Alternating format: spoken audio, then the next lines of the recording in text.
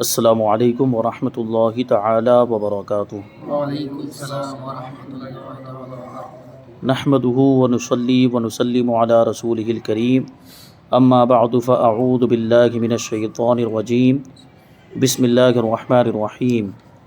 ان اللہ وملائکتہ یصلون علی النبی یا ایہا الذین آمنوا صلوا علیہ وسلموا تسلیما۔ اللہم صل علی سیدنا ومولانا محمد معدن الجود والکرم وآلہ الکرام وابنہ الکریم وبارک وسلم صلاۃ وسلاما علیک یا رسول اللہ صلی اللہ تعالی علیہ وسلم۔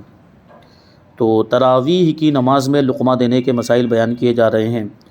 اس میں یہ بات بیان کی گئی تھی کہ امام اگر ایک دو کلمات یعنی ایک دو الفاظ چھوڑ کر آگے بڑھ جائے تو اس کو لقمہ دینا جائز ہے، لقمہ دے سکتے ہیں، اور اگر پوری آیت ہی اس نے چھوڑ دی ہے تو پھر تو بدرجہ اولا لقمہ دے سکتے ہیں، تو اس کو بھی بتایا گیا۔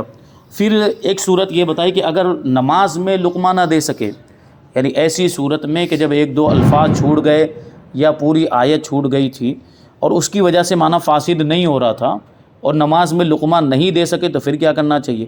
تو پھر بعد میں اطلاع دے اس کو کہ یہ ہوا تھا، ایک دو الفاظ یہ چھوٹ گئے تھے اور یہ یا تو ایک آیت چھوٹ گئی تھی، دو آیت، پھر بعد میں وہ دوسری جو نماز دوسری بات کی جو رکعتیں پڑھنے کے لیے کھڑا ہو تو اس میں ان الفاظ کو وہ دہرا لے، ان کا اعادہ کر لے، یا اگر پوری آیت چھوٹ گئی ہے تو اس کو ملا لے، شامل کر لے۔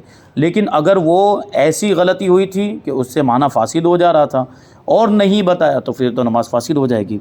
تو یہ بھی مسائل تفصیل کے ساتھ بیان کیے گئے۔ پھر آگے یہ بھی بتایا گیا تھا کہ تراویح کے لیے جو سامع مقرر کیا جاتا ہے، لقمہ دینا صرف اسی کا حق نہیں ہوتا، یعنی وہ تو صرف اس لیے ہوتا ہے کہ ہم نے اس کو رکھا ہے تراویح میں قرآن شریف سننے کے لیے، تو چونکہ قرآن شریف سننا ہر کسی ہر کوئی لقمہ نہیں دے سکتا کیونکہ ہر کوئی حافظ نہیں ہوتا ہے، اس لیے خاص طور پر اس کو رکھا جاتا ہے۔ تو اگر کسی کو سمجھ میں آ رہا ہے یا کوئی دوسرا حافظ بھی موجود ہے تو یہ ضروری نہیں کہ جس کو سننے کے لیے رکھا ہے وہی لقمہ دے، دوسرا بھی لقمہ دے سکتا ہے، کیونکہ لقمہ دینا یہ سارے مقتدیوں کا حق ہے۔ پھر حافظ کو تنگ کرنے کے لیے لقمہ دینا، پریشان کرنے کے لیے لقمہ دینا، انتقام کے جذبے کے تحت لقمہ دینا یا ریاکاری کرتے ہوئے لقمہ دینا، اس کے بارے میں بتایا گیا تھا کہ یہ ناجائز و حرام گناہ ہے۔ یہ تصورات نہیں ہونے چاہیے، ان خیالات کی بنیاد پر اور ایسا سوچ کر لقمہ دینا ہرگز جائز نہیں ہے، اس کی اجازت نہیں ہے۔ ایسا کوئی کرے گا تو وہ سخت گنہگار ہوگا۔ تو یہ کچھ مسائل بیان کیے گئے، اور اس کے بعد بھی یہ اس کی تفصیل وہی جو پریشان کرنے کے لیے، اس کو گھبراہٹ میں مبتلا کرنے کے لیے، وحشت میں مبتلا کرنے کے لیے۔ یہ کبھی ایسا ہوتا ہے کہ ایک ساتھ میں بہت سے لوگ لقمہ دینے لگ جاتے ہیں تو وہ گھبراہٹ میں مبتلا ہو جاتا ہے اور اس کی وجہ سے اس کی کیفیت ایسی ہو جاتی ہے کہ غلطی نہیں ہونے والی ہوتی ہے تب بھی غلطی ہونے لگتی ہے۔ اب اس کے بعد ہے جو اگلا سوال ہے وہ یہ ہے کہ تراویح میں سامع یا کسی اور نے غلط لقمہ دیا تو اس کا کیا حکم ہے؟ تو اوپر تو جو ہے کہ مسائل بیان کیے گئے کہ اگر شبہ ہو جائے تو شک اور شبہ کی وجہ سے لقمہ نہیں دیا جا سکتا ہے، اور پریشان کرنے کے لیے لقمہ دے رہا ہے، وہ خود کو یقین نہیں ہے پھر بھی لقمہ دے رہا ہے تو وہ جائز ہی نہیں ہے۔ تو لیکن یہاں پر کیا ہے کہ غلط لقمہ دے دیا ہے تو ایسی صورت میں اب کیا حکم ہوگا؟ تو اس کا جواب دیتے ہیں کہ اس کی دو صورتیں ہو سکتی ہے، یعنی غلط لقمہ دینے کی دو صورتیں ہو سکتی ہیں کہ سننے والے نے یا کسی دوسرے مقتدی نے غلط لقمہ دیا ہے۔ اس کی ایک صورت ہے کہ اگر قصدن یعنی جان بوجھ کر غلط لقمہ دیا تو لقمہ دینے والے کی نماز ٹوٹ جائے گی، اور امام نے دے لیا تو امام اور سارے مقتدیوں کی ٹوٹ جائے گی۔ یہ تو ابھی تک اوپر سے جو لقمہ کا پورا بیان جو ابھی تک ہم پڑھتے آ رہے ہیں اس میں یہی بات بیان کی جا رہی ہے کہ غلط لقمہ دینے سے غلط لقمہ دینے والے کی نماز ٹوٹ جاتی ہے، اگر ایسا لقمہ امام لے لے تو امام کی بھی ٹوٹ جائے گی اور سارے مقتدیوں کی نماز ٹوٹ جائے گی۔ تو یہ کب ہے؟ یہاں پر تراویح کے معاملے کے اندر قصدن یعنی جان بوجھ کر اگر غلط لقمہ دیا ہے تو یہ حکم ہے۔ لیکن اگر جان بوجھ کر یہ غلط لقمہ نہیں دیا، سہون یعنی بھول کر غلط لقمہ دے دیا، تو حرج کی وجہ سے تراویح کے اندر معافی ہے۔ کیا مطلب ہوا بھول کر کا؟ کیا مطلب ہے کہ اس نے کچھ اور سوچا، اس کو کچھ اور سنائی دیا، یا اس نے یوں سوچ کر کے یہ پڑھنا چاہیے تھا اور یہ انہوں نے پڑھ دیا، تو اس نے اپنی سوچ کے حساب سے غلطی سے غلط لقمہ دے دیا، جان بوجھ کر غلط لقمہ نہیں دیا۔ کبھی ایسا ہوتا ہے کہ سننے والے کو بھی شبہ ہو جاتا ہے کہ یہاں پر یہ آیت ہے، یہ آیت نہیں ہونی چاہیے، دوسری ہونی چاہیے، جبکہ امام صاحب صحیح پڑھ رہے ہوتے ہیں، یا کچھ مشابہ آیتیں ہوتی ہیں، ایک دوسرے سے ملتی جلتی آیتیں ہوتی ہیں۔ قرآن مجید کے اندر ایسی بہت ساری آیتیں ہیں مختلف مقامات پر، کوئی کسی پارے کے اندر، کوئی کسی پارے کے اندر، جو آپس میں ایک دوسرے سے ملتی جلتی ہیں اور کچھ الفاظ کا فرق ہے۔ تو کبھی ایسا ہوتا ہے کہ یہاں پڑھ رہے ہوتے ہیں اور مشابہ لگ جاتا ہے اور وہاں پہنچ جاتے ہیں، جیسے پہلے پارے میں پڑھ رہے ہوتے ہیں اور 9ویں پارے میں پہنچ گئے یا 10ویں پارے میں، جہاں وہ دوسری آیت مشابہ آیت ہو، یہ مثال کے طور پر بیان کر رہے ہیں، تو وہ پھر وہاں چلے جاتے ہیں مشابہ آیت میں. تو کبھی سننے والے کو بھی یہ شبہ ہو جاتا ہے، یعنی آیت چل رہی ہے پہلے پارے کی اور یہ سمجھ رہے ہیں کہ یہ آیت ہے 9ویں پارے کی، اور وہ لقمہ 9ویں پارے کا دے دیتے ہیں، تو یہ ان کے شبہ کی بنیاد پر غلط لقمہ ہو جاتا ہے. یہ جان بوجھ کر ایسا نہیں کرتے کہ سہون ہو جاتا ہے. تو کبھی یہ چیز ہوتی ہے، اور کبھی امام سے خود ایسا ہو جاتا ہے کہ امام سے وہ مشابہ لگتا ہے کہ امام ایک جگہ سے دوسری جگہ پہنچ جاتا ہے. تو وہاں پہ ایسی صورت میں اگر بھول کر غلط لقمہ دیا ہے تو حرج کی وجہ سے تراویح کے اندر معافی ہے. یعنی کیا مطلب ہوا کہ دوسری نمازوں کا جو حکم ہے، یعنی تراویح کے علاوہ دوسری نمازوں کا حکم یہ ہے کہ وہاں غلط لقمہ دیا، چاہے قصدن دیا ہو یعنی جان بوجھ کر دیا ہو یا غلطی سے دیا ہو، سہون دیا ہو، دونوں صورتوں میں غلط لقمہ دینے والے کی نماز ٹوٹ جاتی ہے. لیکن یہاں تراویح کے اندر جو ہے کہ وہ مسئلہ بیان کر رہے ہیں کہ اگر جان بوجھ کر لقمہ دیا ہے، یعنی جان بوجھ کر غلط لقمہ دیا ہے، تو ایسی صورت میں وہ نماز ٹوٹ جائے گی غلط لقمہ دینے والے کی. لیکن اگر غلطی سے سہون اس نے بھول کر غلط لقمہ دیا ہے تو ایسی صورت میں معافی رکھی گئی، کیونکہ تراویح کے اندر اکثر و بیشتر اس طرح کے معاملات ہو ہی جاتے ہیں، وہ سمجھنے میں کچھ ایسی غلطی ہو جاتی ہے جس کی وجہ سے وہ لقمہ دے دیتا ہے.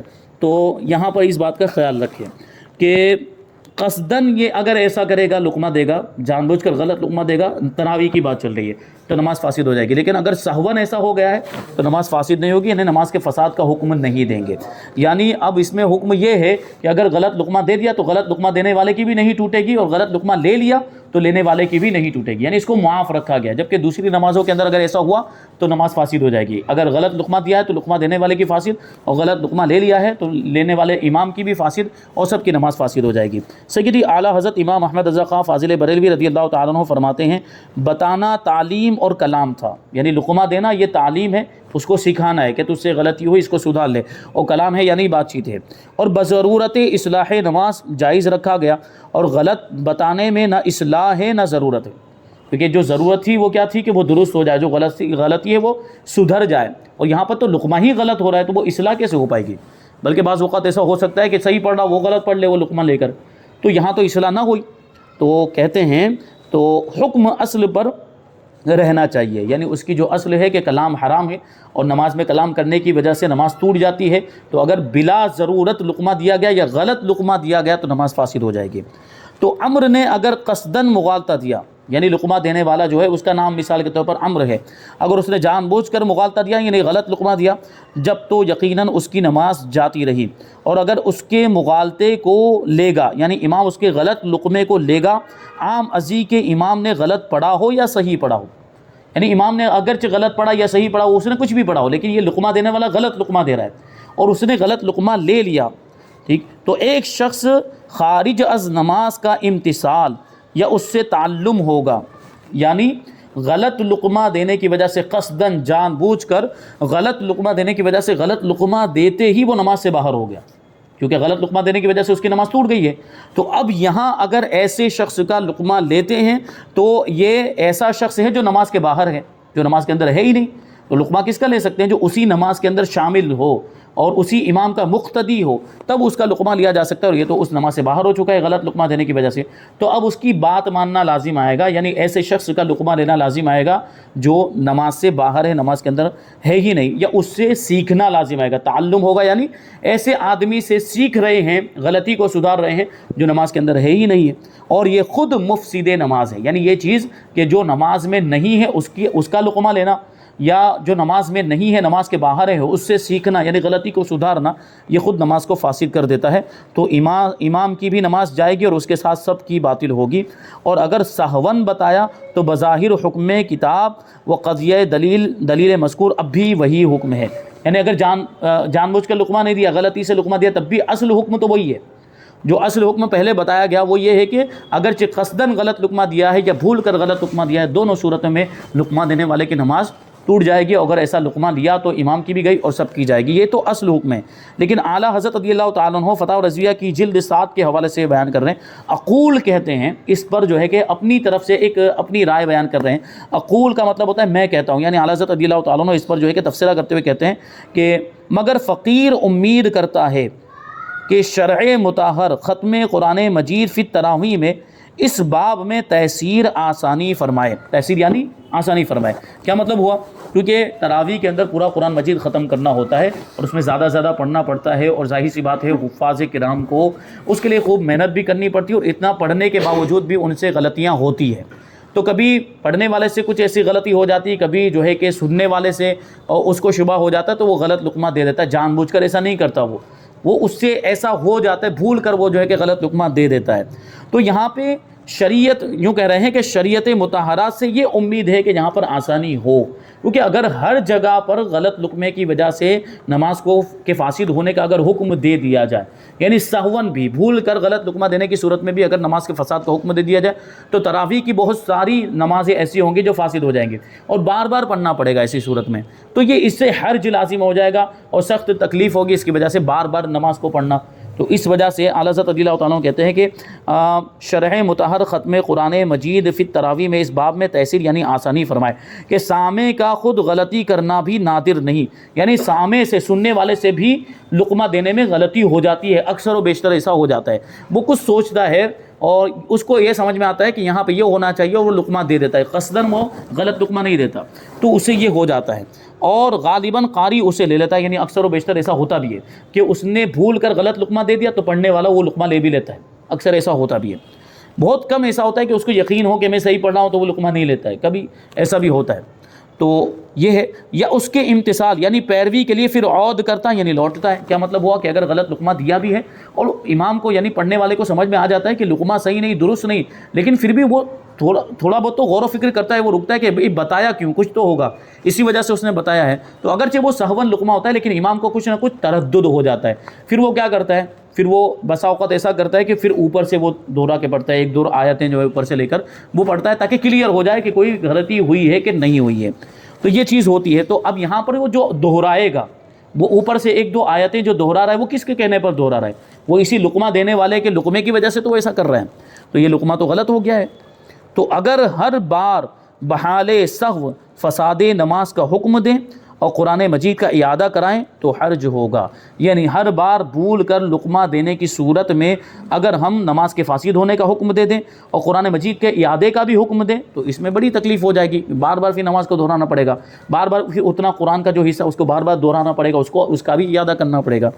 والحرج مدفوع بالنص، اور دین میں تنگی کا مدفوع ہونا نص سے ثابت ہے. یعنی اگر کسی چیز میں بہت زیادہ حرج لازم آ رہا ہے اور جس پر عمل کرنے کی صورت میں بہت زیادہ تکلیف کا سامنا ہے، بہت زیادہ دشواری ہو، تو ایسی صورت میں وہاں پہ تخفیف آتی ہے، یعنی حکم ہلکا ہو جاتا ہے وہاں پر. تو اسی طرح یہاں پر بھی حکم میں تخفیف آئے گی، یعنی آسانی پیدا کی جائے گی. بہرحال یہ حکم قابل غور اور محتاج تحریر تام ہے. اعلیٰ حضرت رضی اللہ تعالیٰ نے اس کی طرف اشارہ کیا اور اشارہ کر کے گزر گئے. اور یہ اعلیٰ حضرت رضی اللہ تعالیٰ نے اپنے زمانے کے اعتبار سے لکھا کہ سننے والے سے اور پڑھنے والے سے اس طرح کی غلطیاں ہو جاتی، اور سننے والا بسا اوقات اس طرح کے لقمے دے دیا کرتا ہے بھول کر، جان بوجھ کر نہیں.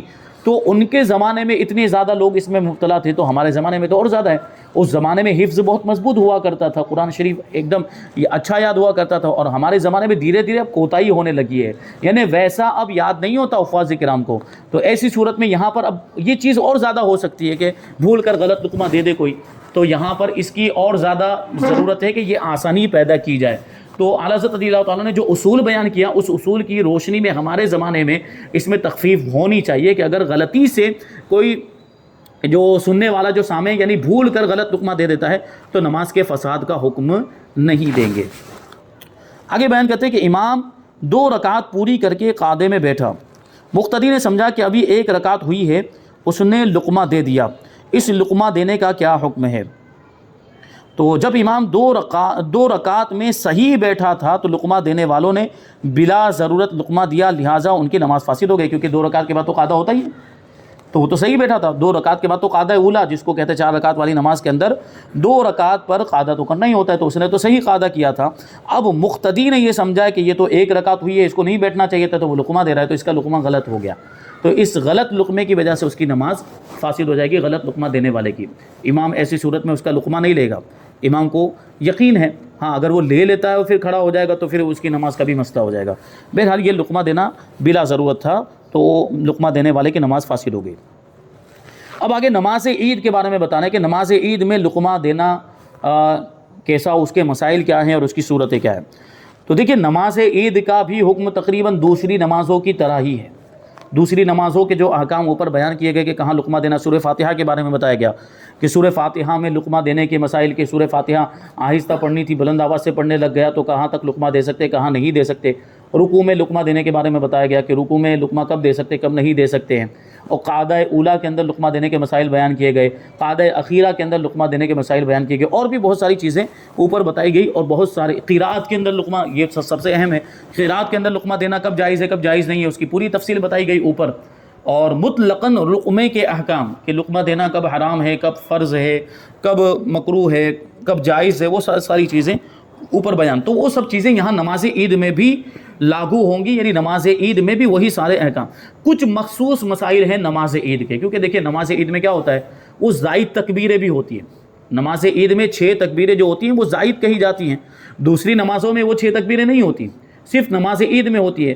وہ آپ جانتے ہیں کیسے ہوتا ہے کہ پہلی تکبیر جب کہتے ہیں تو وہ تکبیر تحریمہ ہوتی ہے، اس کے بعد ثنا پڑھی جاتی ہے، پھر 3 تکبیریں جو ہوتی ہیں وہ زائد ہوتی ہیں، پھر اس کے بعد جو ہے کہ قرات وغیرہ کی جاتی ہے اور پھر رکوع کیا. پھر جو دوسری رکعت پڑھتے ہیں تو اس میں امام صاحب جو ہے کہ پہلے قرات کرتے ہیں، یعنی سورہ فاتحہ اور اس کے ساتھ سورت 3 آیت یا کچھ بھی جو واجب کی جو مقدار ہے وہ پڑھتے ہیں، اور اس کے بعد یہ 3 زائد تکبیریں ہوتی ہیں، پھر رکوع کی تکبیر ہوتی ہے. تو یہ جو 3 زائد تکبیریں ان کو لیتے ہیں، کیونکہ یہ 3 زائد تکبیریں ایک رکعت میں اور دوسری رکعت میں باقی کی 3، یہ ٹوٹل 2 رکعتوں کے اندر یہ 6 زائد تکبیریں ہوتی ہیں. دونوں عید کی نماز، عید الفطر کی نماز کے اندر بھی اور عید الاضحیٰ کی نماز کے اندر بھی، دونوں نمازوں کے اندر یہ 6 زائد تکبیریں ہوتی ہیں.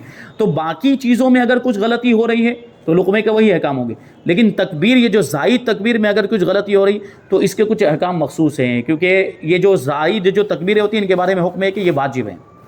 یہ نماز عید کے اندر یہ زیادہ 6 تکبیریں جو کہی جاتی ہیں یہ واجب ہیں. تو اسی کی بنیاد پر یہاں پر اس کے احکام کو بیان کریں گے. سوال یہ ہے کہ نماز عید کی دوسری رکعت میں امام تکبیر زوائد بھول کر رکوع میں چلا گیا، ایک مقتدی نے لقمہ لیا تو امام نے لوٹ کر تکبیر زوائد کہی، تو نماز کا کیا حکم ہوگا؟ یعنی اب اس کو ذہن میں رکھتے ہوئے چلیں کہ جو تکبیریں ہیں وہ واجب ہے اور رکوع کرنا کیا ہے، فرض ہے. تو وہی چیز جو دعائے قنوت کے اندر جو بتایا گیا تھا، وطر کی نماز میں دعائے قنوت کا جو مسئلہ بتایا گیا تھا کہ دعائے قنوت کو چھوڑ کر اگر کوئی رکوع میں چلا جاتا ہے تو اب اسے لوٹنے کی اجازت نہیں ہے، لوٹنا جائز نہیں ہے. اب جب لوٹنا اس کے لیے جائز ہی نہیں ہے تو لقمہ دینا بھی جائز نہیں ہے. ایسی صورت میں اگر کوئی لقمہ دیتا ہے تو اس کا لقمہ غلط ہو جائے گا اور لقمہ دینے والے کی نماز فاسد ہو جائے گی. ایسا لقمہ لیا تو امام کی بھی جائے گی اور مقتدیوں کی بھی جائے گی. تو یہاں پر بھی ویسے ہی ہوگا. یہاں پر بھی غور کریں تو یہ واجب کو چھوڑ کر، یعنی 3 زائد تکبیریں جو اس کو کہنی تھی اس کو چھوڑ کر وہ جا رہا ہے رکوع میں، تو ایسی صورت میں لقمہ نہیں دیا جا سکتا. اس کو بیان کرتے ہیں کہ صورت مذکورہ میں مقتدی کو لقمہ دینے کی اجازت نہیں تھی، کیونکہ امام کے لیے حکم یہ ہے کہ اگر زوائد یعنی زیادہ جو تکبیریں ہیں ان کو بھول کر رکوع میں چلا جائے تو نہ لوٹے. یعنی اگر لوٹے گا تو یہ فرض سے واجب کی طرف لوٹنا ہوگا، کیونکہ رکوع فرض ہے اور تکبیریں جو تھی وہ زیادہ تکبیریں وہ واجب تھی، اور فرض سے واجب کی طرف لوٹنا جائز نہیں ہے. تو امام کے لیے یہ لازم تھا کہ وہ نہ لوٹے، لہٰذا مقتدی کے غلط لقمہ دینے کی وجہ سے اس کی نماز ٹوٹ گئی، یعنی مقتدی کی نماز ٹوٹ گئی اور امام اس کے بتانے سے لوٹا تو امام کی نماز بھی فاسد ہو گئی، اور اس سبب سے تمام مقتدیوں کی نماز بھی فاسد ہو گئی. بہر شریعت میں ہے کہ امام تکبیر کہنا بھول گیا، یعنی جو زائد تکبیر تھی وہ کہنا بھول گیا، رکوع میں چلا گیا تو قیام کی طرف نہ لوٹے، اس کا لوٹنا جائز نہیں. فتاوی فقیہ ملت میں ہے کہ امام کے لیے حکم یہ ہے کہ اگر زوائد بھول کر رکوع میں چلا جائے تو نہ لوٹے، لہٰذا مقتدی غلط لقمہ دینے کے سبب نماز سے خارج ہو گیا، یعنی اس کی نماز ٹوٹ گئی. امام اس کے بتانے سے لوٹا تو امام کی نماز بھی گئی اور اس کے سبب سے تمام مقتدیوں کی نماز بھی چلی گئی.